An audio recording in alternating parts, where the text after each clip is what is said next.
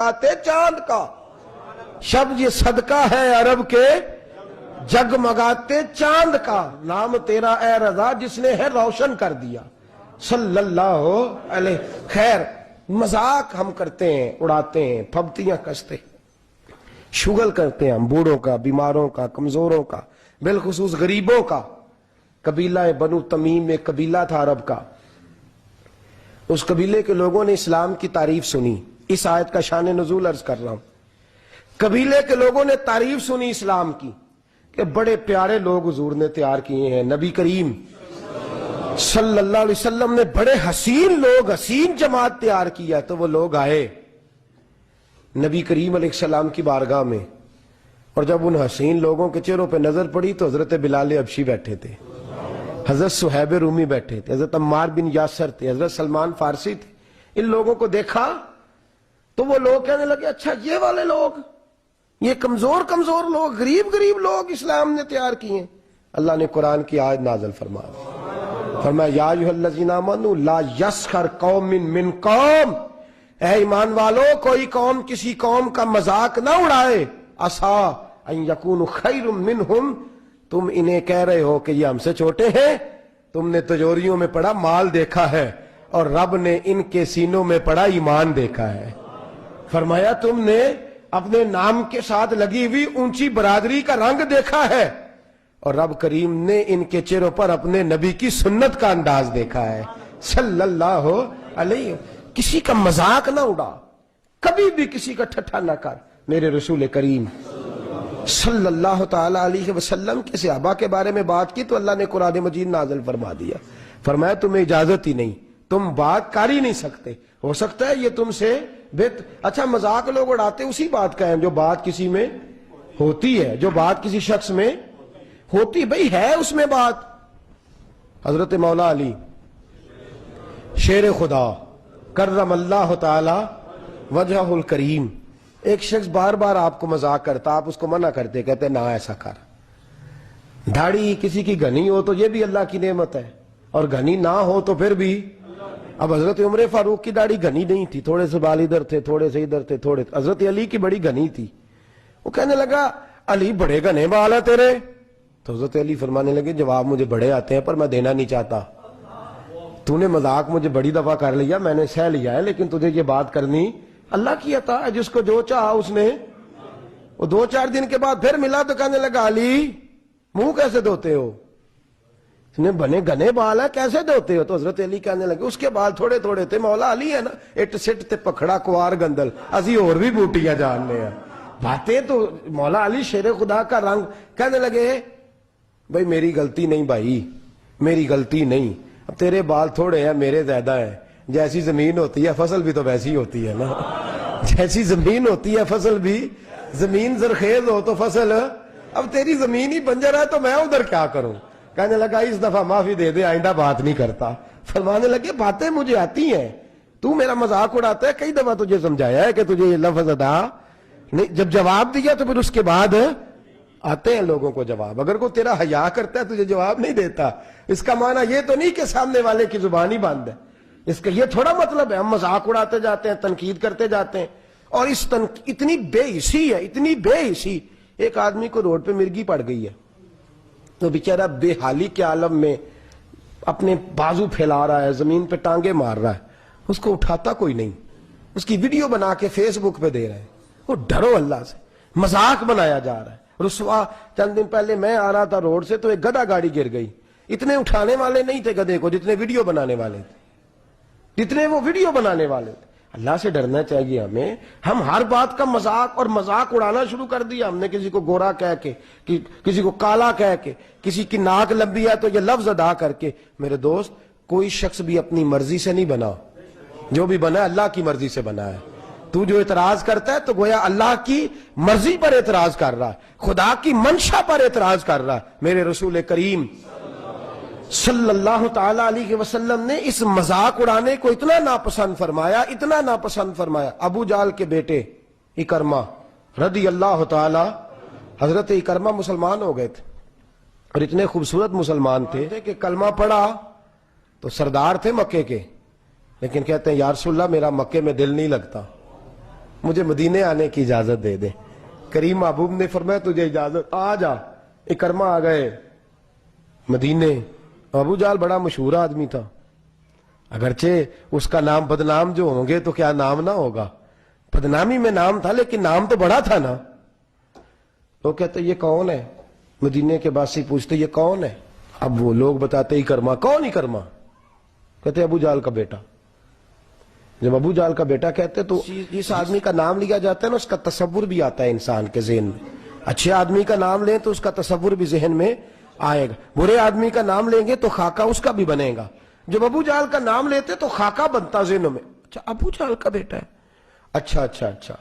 حضرت کرما کو تکلیف ہوتی.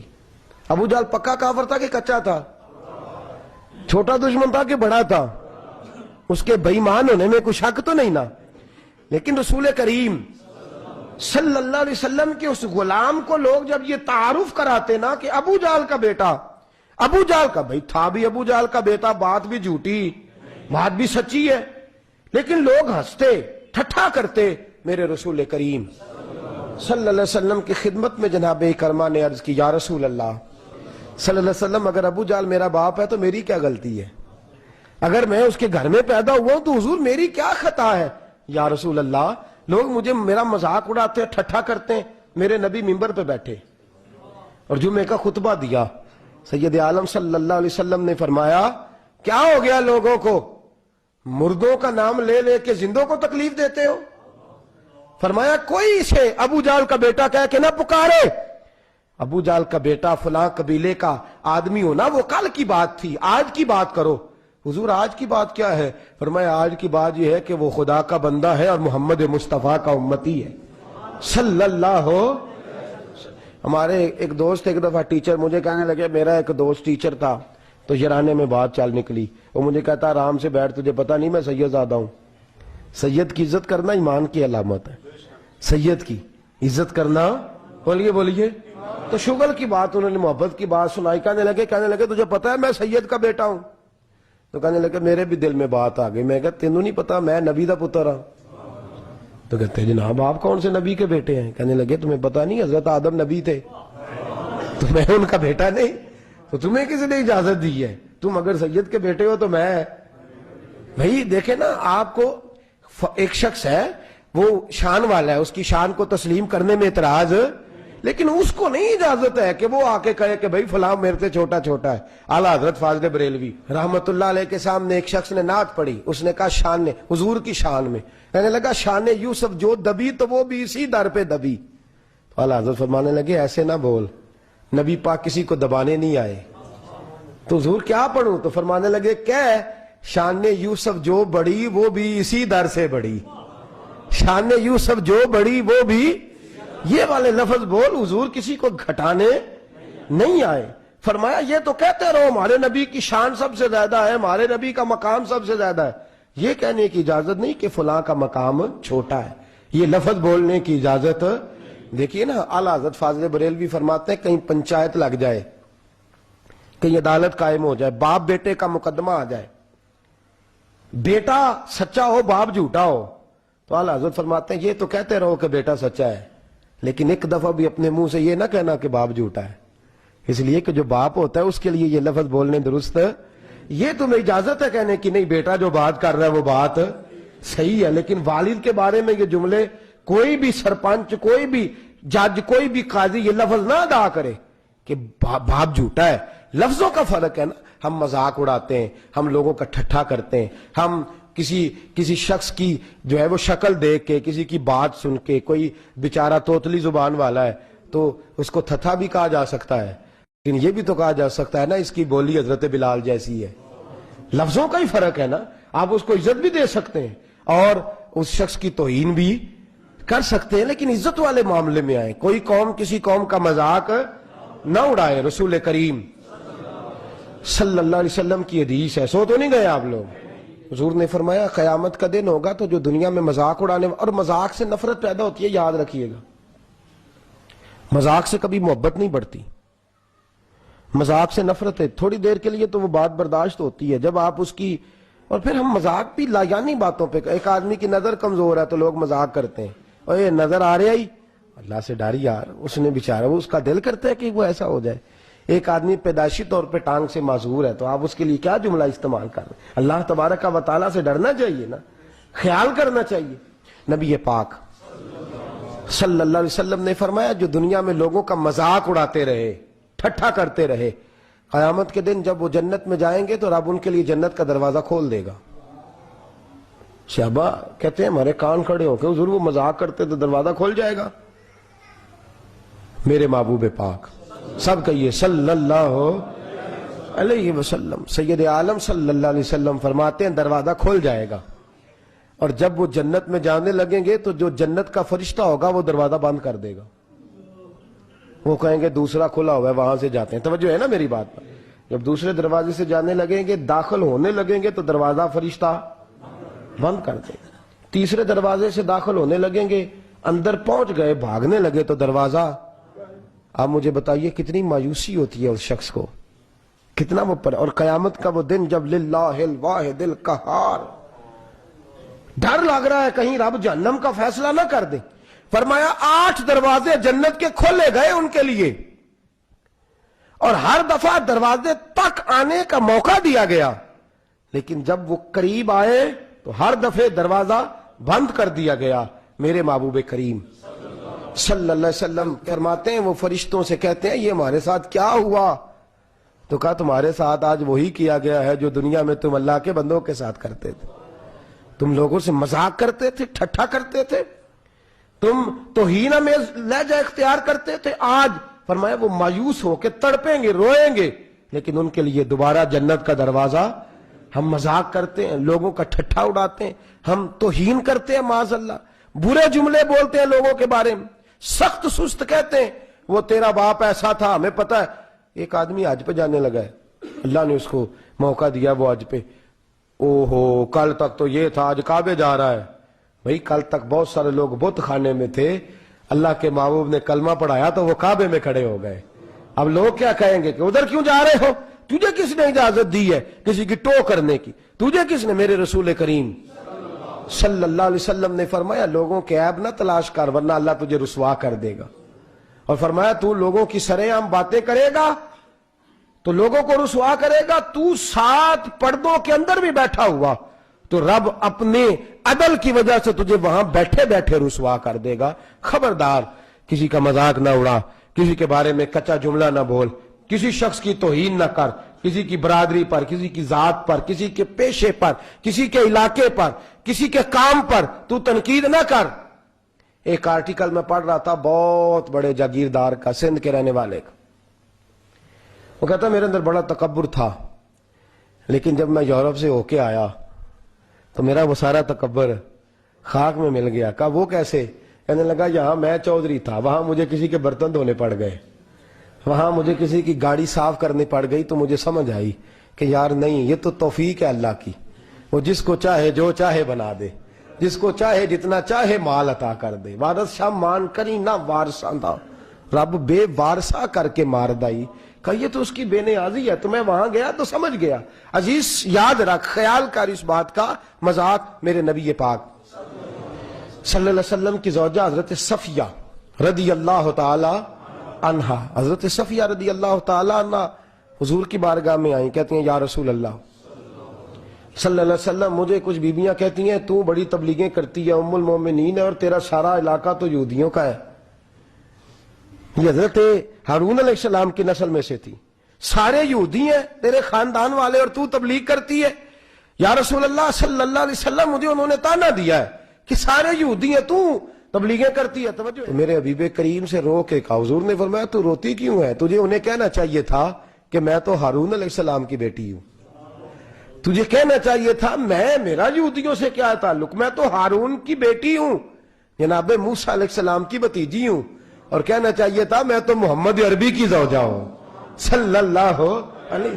تو نے یہ بات ان کی سن کیسے لی؟ میرے حبیب کریم صلی اللہ علیہ وسلم نے حوصلہ دیا, تسلی دی, فرمایا خبردار. حضرت شیخ سعدی شیرازی رحمت اللہ علیہ کے بھائی بہت بڑے تاجر تھے, تو حضرت سے ملنے آئے. جب ان کے شہر میں آئے تو آ کے دیکھا کہ وہی چھوٹا سا مکان ہے, وہی پرانا سا گھوڑا ہے, بیمار اور بوڑھا, اور وہی سارے حالات ہیں. تو کہنے لگے سعدی اتنا بڑا تو پیر مولوی ہے، تو نے بنایا کیا ہے؟ میرے پاس دیکھ کتنی جائیدادیں ہیں۔ تو حضرت سعدی شیرازی رحمت اللہ علیہ فرمانے لگے جس دن میں مروں گا نا اس دن آنا، جس دن میرا انتقال ہو جائے پھر تجھے پتہ چلے گا میں نے کیا کمائی کی ہے۔ تو ان کے بھائی کہتے ہیں جس دن ان کا انتقال ہوا تو میں ان کے شہر میں گیا تو میں نے گلیوں کے کھڑے بچوں کو بھی روتے دیکھا۔ کہتے ہیں ہر شخص رویا، مجھے یوں لگا کہ گلیاں بھی رو رہی ہیں۔ ایک چرواہا، اس کے کپڑے گوبر سے بھرے ہوئے تھے، گوبر سے بھرے ہوئے تھے اس کے کپڑے، اور وہ بکریاں چرا رہا تھا۔ تو حضرت سعدی کا جنازہ اٹھا تو وہ بھی چیخیں مارنے لگا۔ تو کہتے ہیں میں اس کے قریب چلا گیا، میں نے کہا تو چرواہا ہے، مولوی سے تیرا کیا کام، اور تیری حالت بتاتی ہے کہ تو کبھی مسجد بھی نہیں گیا، تو کیوں روتا ہے؟ تو کہنے لگا حضرت جی غریب آدمی ہوں، میں تنخواہ پہ بکریاں چراتا ہوں تو لوگ مجھے تانا دیتے تھے، کوئی کہہ کے ڈانٹ جاتا تھا، کوئی کچھ کہہ کے، تو میں روتا تھا۔ سعدی شیرازی اپنے گھوڑے پر میرے پاس سے جب گزرتے تھے تو نیچے اتر جاتے تھے اور مجھے کہتے تھے مایوس نہ ہونا، پریشان نہ ہونا، اور میاں تو کوئی چھوٹا کام نہیں کر رہا، بکریاں چنانا تو میرے مصطفیٰ کی سنت ہے صلی اللہ علیہ وسلم، یہ تو حضور کا طریقہ ہے۔ فرمایا وہ مجھے جوان کر جاتے تھے، بڑا کر جاتے تھے، تو وہ رہتے تو مسجد میں تھے لیکن وہ لوگوں کی عزتوں کے محافظ بنے رہتے تھے، وہ پیار بانٹتے تھے، وہ محبت تقسیم کرتے تھے۔ ہم ٹھٹھا کرتے ہیں، مذاق کرتے ہیں۔ عزیزو سنو، میرے نبی کریم صلی اللہ علیہ وسلم نے غریبوں کو، مجبوروں کو، اور ان لوگوں کو جن کی حالت بڑی خستہ ہوتی تھی، میرے نبی انہیں بھی پاس بٹھا لیا کرتے۔ حدیث پاک میں آتا ہے کہ پگلی عورت، دیوانی، آپ نے کبھی کو دیکھا ہے شخص، میرے جیسا چھوٹا آدمی بھی پاگلوں کو ٹائم دیتا، اور چھوڑیں جی یہ تو پاگل ہے، کس کی بات پہ آپ لگ گئے؟ اس عورت کے علاقے کے لوگ کہتے ہیں کہ پگلی تھی، دیوانی تھی، لوگ مذاق اڑاتے تھے، بچے اس کو روڑے مارتے تھے، مذاق کرتے تھے، لیکن وہ حضور کی بارگاہ میں حاضر ہوئی، اور یوں صحابہ کے درمیان میرے نبی کریم بیٹھے۔ جب وہ بی بی آئی نا تو حضور سے کہنے لگی یا رسول اللہ صلی اللہ علیہ وسلم، حضور مجھے کام ہے آپ سے۔ تو حضور اٹھ کے کھڑے ہوئے تو اس کے محلے کے لوگ کہنے لگے حضور پگلی ہے، دیوانی ہے، چھوڑے، اور لوگ مذاق کرنے لگے اس کو، کہنے لگے تو ادھر بھی آ گئی ہے، چل دوڑ وہاں، وہ فلان جگہ کھجورے پڑی ہیں، کھا لے جا کے، بھاگ جا، حضور یہ پگلی ہے۔ میرے محبوب نے ڈانٹا، فرمایا چپ کرو، وہ تم سے بات کر رہی ہے کہ مجھ سے کر رہی ہے؟ تم سے بات کر رہی ہے کہ مجھ سے کر رہی ہے؟ میرے پاس آئی ہے، میں جانوں اور وہ جانے۔ حضرت سیدنا ابو ہریرہ فرماتے ہیں میں نے اپنے محبوب کا یہ والا رنگ بھی دیکھا ہے، اس کریم کا یہ انداز بھی دیکھا ہے۔ حضور کہنے لگے، فرمانے کیا بات ہے؟ کہتی میرے ساتھ چلے، میں نے کچھ باتیں کر دی ہیں۔ لوگ کہہ رہے ہیں حضور پگلی ہے، فرمایا چل۔ کہتے ہیں ہم 4-5 صحابی پیچھے پیچھے ہو لیے، حضور کو ساتھ لے کے سارے مدینے کی گلیاں وہ گزر گئی۔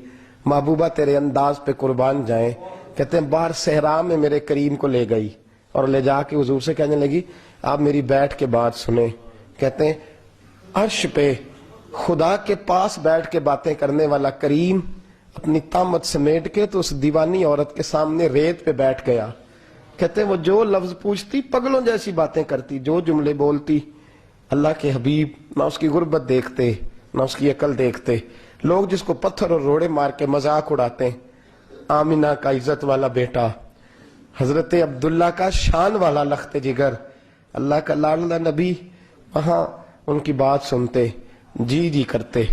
حضرت ابو ہریرہ فرماتے ہیں میں دور کھڑا رو رہا ہوں، حضرت انس رو رہے ہیں، حضرت سلمان رو رہے ہیں اور کہہ رہے ہیں لوگوں دیکھو یہ بھی صرف ہمارے نبی کی شان ہے، یہ بھی صرف میرے کریم کی شان ہے۔ لوگ جس کا مذاق اڑاتے ہیں، محبوب پگلی، کہتے ہیں کئی گھنٹے، ایک ایک لمحہ میرے نبی کا قیمتی، کئی گھنٹے بیٹھی رہی، وہ کبھی ہنس دیتی کبھی رو دیتی، کبھی کچھ کہتی کبھی کچھ کہتی۔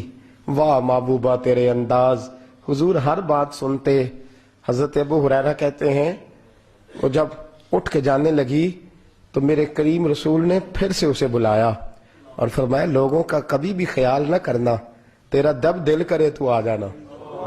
پھر بلایا، فرمایا ان کا خیال نہ کرنا، جب تیرا جی چاہے تو آ جانا، میں تیری بات سننے کو تیار ہوں۔ اور عزیزو اس محبوب کا تو رنگ اس طرح کا ہے کہ حضرت صفیہ رضی اللہ تعالیٰ عنہ کو حضرت عائشہ صدیقہ نے کہہ دیا تیرا قد کتنا چھوٹا ہے، چھوٹا بھی تھا قد، چھوٹا تھا قد حضرت صفیہ کا۔